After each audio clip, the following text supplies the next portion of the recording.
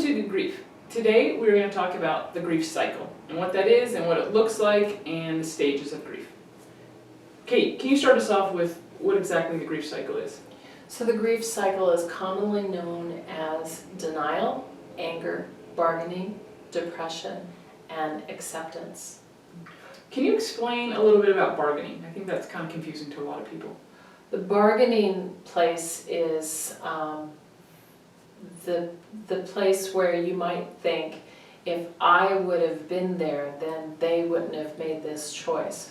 Or if they would have gone to this doctor, then they wouldn't have made this choice. So it's all about the what ifs and the if onlys. That falls into the bargaining.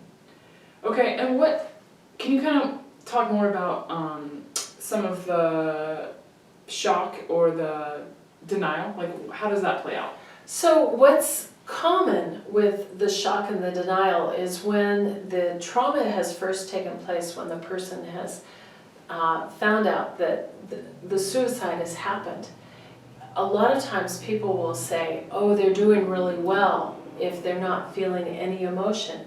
And people misinterpret doing really well, not feeling any emotion, which is actually shock and denial. The shock and denial is also what happens before you've integrated the loss of that person in your life, where you wake up in the morning and you think, hey, I think I'm going to call Dad about the new thing that happened, and then you realize, oh, he's not there. Or you think about just driving over to the person's house. The whole grief process hasn't integrated in your life. So when you go through the grief cycle, do you think it's actually in that order? No, it's seldom in that order. I don't think it's ever in that order, and I think it's very, very messy. And I think it's in and out the order, and you might think that, oh, I'm done, I've accepted this, I've forgiven everybody that was involved, and I've integrated this into my life, and I'm ready to move on. And then a new season of your life could happen, and you're going through the grieving process just a little bit again, or it's hit you, there's a wedding, there's a Christmas, there's an event that you wish that person would have been in, and you're going through it again. Life events definitely bring up. Definitely. I heard recently that the grief cycle, or like the grief process, how we go through it, is kind of like a thumbprint or like a snowflake, where no two peoples are the same, and each one's unique. So I think we can kind of talk about right now on how we often get stuck in the comparison of, they seem to be doing better than I am with this. How come I'm struggling so much with this suicide? Or how come I'm not over it yet? Can you speak to that a bit? Well, I think also Brené Brown writes about in her book Daring Greatly and her book Rising Strong. She talks about the fact that we all think that we're not good enough, that someone else is better, someone else has it more together, it's affecting them less. And the reality is, our journey is unique and individual, just like that person in our life, and our relationship with them is different. So even if we all knew the same person who chose to take their life, my relationship with them might have been different than your relationship with them. My season in life might have been different than your season in life with them.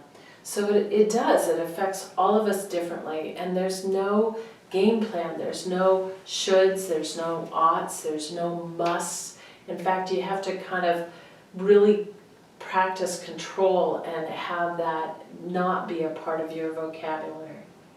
Yeah, I agree. I think that so oftentimes we get stuck in the, for myself this year specifically, of having forgiven my mom 10 years ago, perhaps, and then was starting this website and hearing so many different people's stories and being triggered once again of being angry at all these people that took their lives and left all these survivors feeling how I know I felt my whole life. And so, and really getting stuck in the should vocabulary of, I should be over this, it's been 24 years, I need to just move past this. But really, it's almost like a shaming of myself of not being over it yet. Right, rather than actually allowing the release of control, and it just is what it is, and I'm feeling what I'm feeling, and it may be really messy, but I'm just going to allow myself permission and grace and take care of myself as I'm going through the process, however it's impacting me at that moment in time. Yeah. What do you think about time frame? I think a lot of people, especially in the American culture, get stuck on, it's been a year, I should be over it, or people expect us at the 1-year anniversary to be done and just kind of moving on with life like it never happened. So what I find when I'm working with people, especially in grief, is that first year everybody's kind of prepared for everything to affect them. They're prepared for the first birthday, they're prepared for the first Thanksgiving, they're prepared for the first Christmas, the first holidays. And what I often tell my clients who are walking through the grieving process is it's the second year and it's the third year that just kind of blindsides you, because you're going on into your life and then a song will come on the radio and then you're just impacted, and rather than just accepting, oh, I'm feeling it again and I'm continuing to integrate this loss into my life. I think oftentimes the second year is actually more painful, and I don't think that there's a time limit to grief. I think that you can get stuck in anger, you can get stuck in depression, you can get stuck even in shock and denial.